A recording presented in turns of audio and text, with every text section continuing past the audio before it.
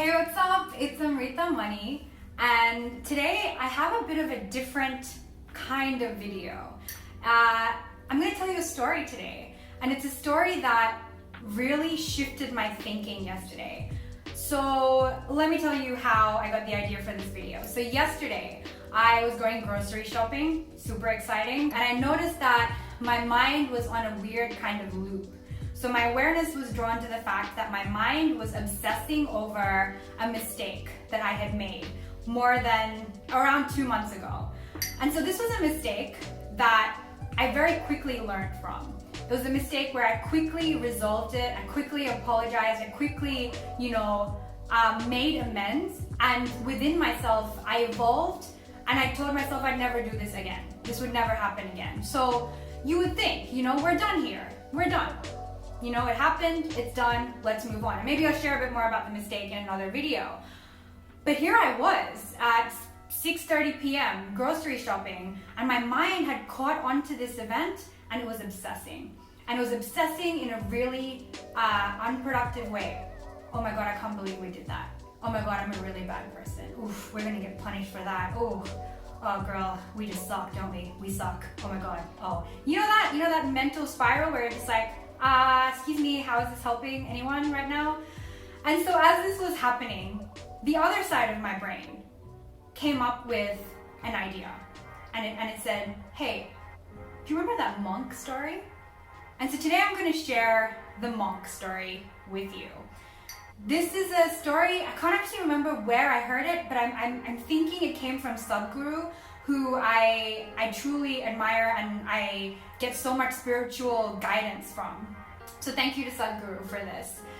But let me share the story with you, and then we can talk about the messages that I got from it and how it shifted my thinking. So once upon a time in ancient India, there were 2 monks. The first monk was an older, wise monk, and the other monk was a little younger, a monk in training, if you will. And so these monks would journey across the land on foot. And one day, they were going for a walk through this beautiful landscape. I like to imagine that it was in northern India, so there's mountains and rivers, and it's lush and beautiful. And as they were going for this walk, they saw a river in front of them.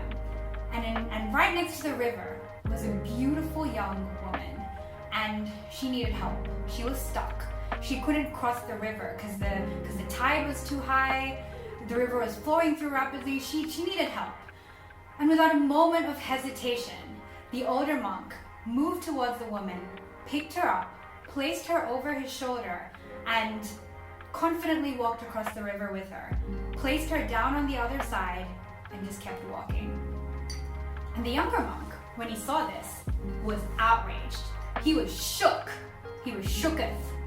He was like, I can't believe he just did that. Because you have to understand, back in those days and in that monastic order, these monks had taken a vow to not even look at a woman, never to be around a woman, touch a woman, even look at a woman if they could help it. And here was this older monk who had just picked up this beautiful young woman, carried her across the river, and placed her on the other side. And this younger monk was outraged. He didn't say anything out of respect. But for hours, as the monks kept walking, the younger monk in his mind was just ruminating, just like I was doing yesterday while I was grocery shopping. I can't believe he just did that. He broke his vow. How could he do this? How can I respect him? Oh my gosh. So all these judgments going through his mind just on this spiral. And soon enough, the younger monk couldn't stand it anymore, and he blurted out, turned to the older monk and blurted out, how could you do that? How could you pick up that woman? And the older monk smiled, turned to the younger monk and said, I put her down hours ago. Have you? What an amazing story! And the moment I remembered that story, it broke me out of my mental spiral yesterday. But it goes deeper than that. It got me thinking about my life overall.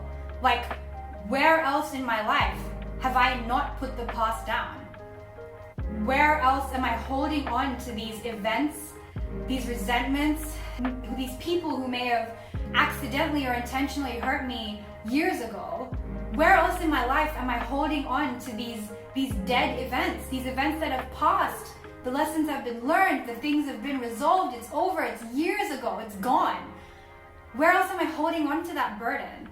And how am I meant to move forward with speed, with grace, with flow, if I'm still holding on to that woman on my shoulder?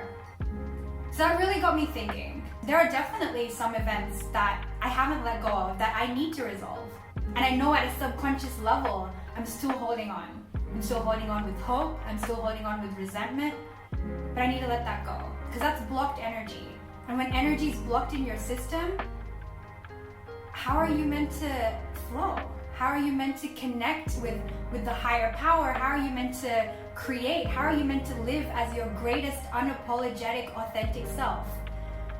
Letting go of the past clears energy, and it clears out a path for you to be who you need to be today.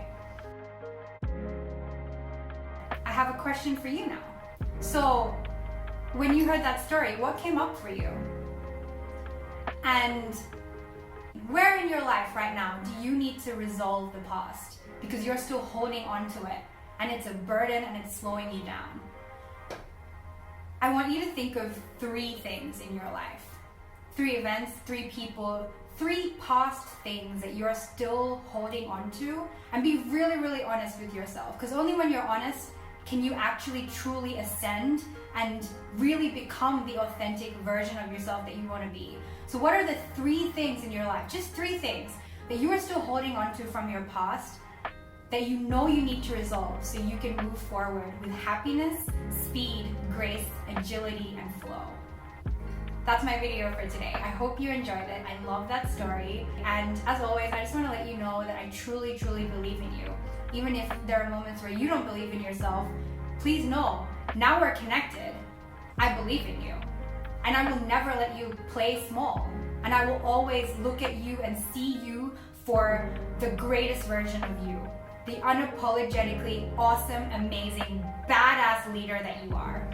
So if you want to chat, if you want a complimentary 2-hour coaching session, no salesy shit, no cringe, just me serving the greatest version of you, reach out to me, DM me, comment below, however you need to do it, reach out to me, we'll make it happen. All right, I hope you enjoyed this video. I love sharing it with you, and I'll see you next time. Signing off.